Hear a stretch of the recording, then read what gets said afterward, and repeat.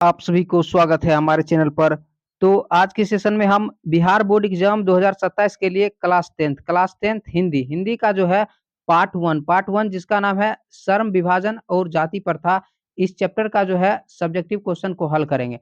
तो subjective question को बिल्कुल आसान भाषा में हल करेंगे। इसका पीडीएफ आप लोग को वीडियो के डिस्क्रिप्शन लिंक पे मिल जाएगा, वहां से पीडीएफ डाउनलोड करके सभी क्वेश्चन का नोट्स बना लीजिएगा। तो देखिए फर्स्ट क्वेश्चन है, देखिए लेखक किस विडंबना की बात करते हैं, विडंबना का स्वरूप क्या है।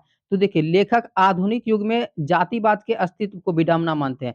तो याद रखिएगा कि लेखक जो है आधुनिक युग में जातिवाद के अस्तित्व को क्या मानते हैं, विडंबना मानते हैं। देखिए विडंबना यह है कि आधुनिक समाज यानी कि आधुनिक जो समाज है वो कार्य कुशलता के लिए श्रम विभाजन को आवश्यक मानता है, कि आधुनिक समाज जो है कार्य कुशलता के लिए क्या करते हैं कि श्रम विभाजन को आवश्यक मानता है। और जातिवादी इसी तर्क का उपयोग यानी कि जातिवादी कहने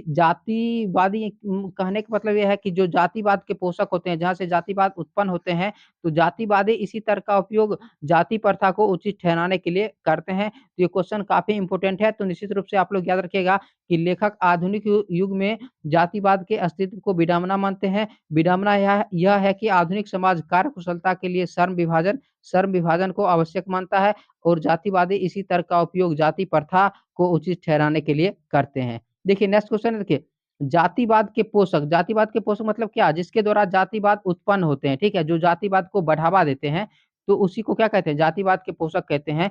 तो जातिवाद के पोषक उसके पक्ष में क्या तर्क देते हैं, तो जातिवाद के पोषक उसके पक्ष में क्या तर्क तर्क देते हैं। देखिए जातिवाद के समर्थक इसे श्रम विभाजन का एक स्वरूप बताकर उचित ठहराते हैं। यानी कि जाति प्रथा को जो है श्रम विभाजन के जो है रूप बताकर जो है क्या करते हैं कि जातिवादी इसका क्या करते हैं, समर्थन करते हैं। देखिए वे मानते हैं कि जन्म से ही व्यक्ति का पेशा निर्धारित होना चाहिए, यानी कि जन्म से ही व्यक्ति का पेशा निर्धारित होना चाहिए, और उसे जाति के अनुसार क्या करना चाहिए, अपना काम करना चाहिए, और उसमें परिवर्तन परिवर्तन ना करना समाज के लिए आवश्यक है, क्योंकि ना करना समाज के लिए आवश्यक है। ये किसका कथन है, जातिवादी पोषक, यानी कि जो जातिवाद का समर्थन करते हैं, क्योंकि इससे लोग अपने परंपरागत कार्य में दक्ष होते हैं, यानी कि लोगों का जो पेशा होता है, पैतृक पेशा होता है, उसी कार्य को क्या करने में सफल होते हैं, ठीक है। तो याद रखिएगा कि जातिवाद के पोषक उसके पक्ष में क्या तर्क देते हैं। तो देखिए जातिवाद के समर्थक इसे श्रम विभाजन का एक रूप बताकर क्या करते हैं, उचित ठहराते हैं, ठीक है। देखिए वे मानते हैं कि जन्म से ही व्यक्ति का पेशा निर्धारित होना होना और उसमें परिवर्तन न करना समाज के लिए क्या है, लाभदायक है, क्योंकि क्योंकि इससे लोग अपने अपने जो है परंपरागत कार्य में दक्ष हो जाते हैं, ठीक है। नेक्स्ट क्वेश्चन है, देखिए जातिवाद के पक्ष में दिए गए तर्कों पर लेखक की प्रमुख आपत्तियां क्या है। तो देखिए लेखक का मानना है कि देखिए लेखक यानी कि डॉक्टर भीमराव अंबेडकर साहब का मानना है कि जाति प्रथा व्यक्ति की स्वतंत्रता और रुचि को नजरअंदाज करती है। तो बाबा साहेब भीमराव अम्बेडकर की मानना है कि देखिए जाति प्रथा जो है जाति प्रथा व्यक्ति की स्वतंत्रता और रुचि को जो है नजरअंदाज करती है, क्योंकि जो जिस जाति के रहते हैं उसी जाति के अनुसार उसका उस काम करना पड़ता है। अगर काम में रुचि नहीं है यानी कि इच्छा नहीं है, फिर भी वो काम करना पड़ता है, ठीक है।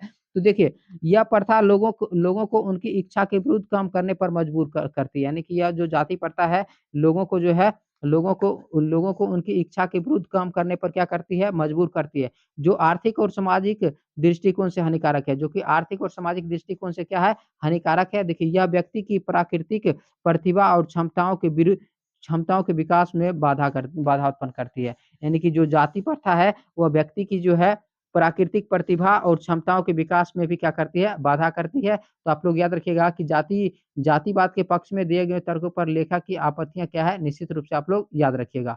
नेक्स्ट क्वेश्चन देखिए, जाति जाति भारतीय समाज में सर्व विभाजन का स्वाभाविक रूप नहीं है। नहीं स्वाभाविक रूप क्यों नहीं है, क्यों नहीं कही जा सकती, मतलब क्या, जो श्रम विभाजन है वो स्वाभाविक विभाजन नहीं है। तो क्यों नहीं है, क्योंकि जो है श्रम विभाजन यानी कि जो श्रम का जो काम का जो विभाजन कर दिया जाता है जाति के अनुसार कर दिया जाता है। काम में मजबूरी मन नहीं लगने पर भी मजबूरी बस काम को करना पड़ता है, जो कि क्या नहीं है, स्वाभाविक नहीं है, अस्वाभाविक है, ठीक है। याद रखिएगा, देखिए जाति प्रथा श्रम विभाजन का स्वरूप नहीं है। तो याद रखिएगा जाति प्रथा जो है श्रम विभाजन का स्वरूप नहीं है, क्योंकि यह व्यक्ति की योग्यता या इच्छा पर आधारित नहीं है, यानी कि व्यक्ति को अगर कोई काम करने का मन नहीं है, फिर भी जाति के अनुसार उसको वो काम करना पड़ता है, इसलिए वो व्यक्ति की इच्छा पर आधारित नहीं है। देखिए यह प्रणाली लोगों को उनके जन्म के आधार पर निश्चित कार्यों तक सीमित करती है, यानी कि जन्म के समय से ही उसके निश्चित कार्यों में क्या करती है, बाँध कर रखती है, सीमित सीमित करती है, जो व्यक्तिगत विकास और समाज की प्रगति को क्या करती है, बाधित करती है, ठीक है? तो निश्चित रूप से आप लोग याद रखिएगा। नेक्स्ट क्वेश्चन है देखिए, जाति प्रथा भारत में बेरोज़गारी का एक प्रमुख और प्रत्यक्ष कारण कैसे बनी हुई है? तो जाति प्रथा भारत में बेरोज़गारी का एक प्रमुख और प्रत्यक्ष कारक कैसे बनी हुई है? तो देखिए, जाति प्रथा व्यक्ति को जन्म के आधार पर एक निश्चित पेशों तक सीमित करती है। यानी कि जाति प्रथा जो है, वो व्यक्ति को जन्म के आधार पर एक निश्चित पेशों तक क्या करते हैं, सीमित करते हैं। निश्चित पेशों तक यानी कि निश्चित काम में बाँध कर रखती है। जो आधुनिक अर्थव्यवस्था की गतिशीलता गतिशील प्रकृति के विपरीत है। यानी कि जो आधुनिक अर्थ अर्थव्यवस्था है, उसके गतिशील प्रकृति के क्या है, विपरीत है। देखिए, यह प्रथा लोगों को उनकी योग्यता और रुचि के अनुसार नए पेशे अपनाने से रोकती है। यानी कि जो जाति प्रथा है, ये लोगों के योग्यता होने पर भी वो अपने मनपसंद काम नहीं कर सकते हैं। ठीक है? तो याद रखिएगा, उनकी वो योग्यता और रुचि के अनुसार नए पेशे अपनाने से भी क्या करती है, रोकती है जाति प्रथा। देखिए देखिए, जिससे कौशल का अभाव और बेरोज़गारी बढ़ती है। जिससे क्या होती है कि शिक्षा का अभाव और बेरोज़गारी बढ़ती है। इसके इसके अलावा यह प्रथा समाज में नवाचार और आर्थिक विकास को भी बाधित करती है। यानी कि समाज में देखिए नवाचार और आर्थिक विकास को भी बाधित करती है जाति प्रथा, तो निश्चित रूप से आप लोग याद रखिएगा। नेक्स्ट क्वेश्चन है देखिए, लेखक आज के उद्योगों में गरीबी और उत्पीड़न से बड़ी समस्या किसे मानते हैं और क्यों?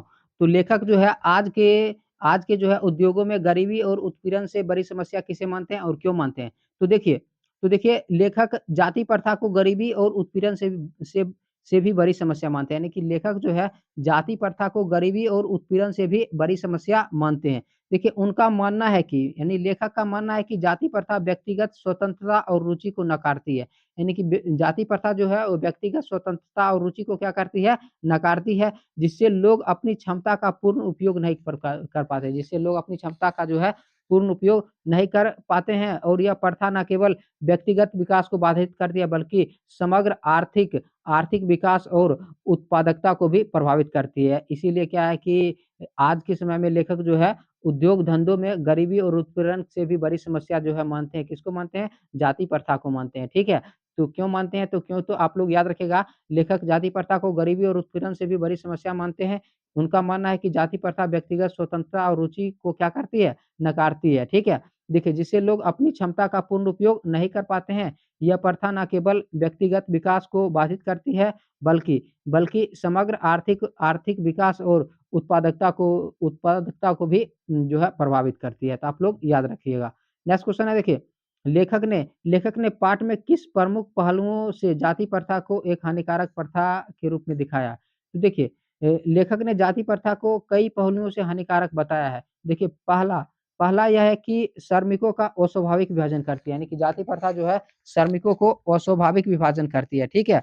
देखिए, और समाज में ऊँच-नीच की भावना पैदा करती है। यानी कि जाति के अनुसार लोगों के साथ भेदभाव किया जाता है, तो समाज में जो है जाति प्रथा ऊँच-नीच की भावना जो है पैदा करती है। देखिए, दूसरा यह व्यक्तियों को जो है उनकी उनकी इच्छा के विरुद्ध पारंपरिक जो है पेशे अपनाने पर मजबूर करती है, ठीक है? यानी कि पैतृक जो पेशा होते हैं उसको अपनाने के लिए क्या करती है? मजबूर करती है, जिससे उनकी क्षमताओं का जो है पूर्ण विकास नहीं हो पाता, जिससे उनकी क्षमताओं का पूर्ण विकास नहीं हो पाता है, ठीक है? देखिए, तीसरा यह है कि आर्थिक विकास में बाधक बनती है। यानी कि जाति प्रथा जो है आर्थिक विकास में बाधक बनती है, क्योंकि यह लोगों लोगों को उनकी योग्यता के अनुसार काम करने से रोकती है। तो ये आप लोग याद रखिएगा कि लेखक ने पाठ में किन पहलुओं से जाति प्रथा को एक हानिकारक प्रथा के रूप में दिखाया है, आप लोग याद रखिएगा।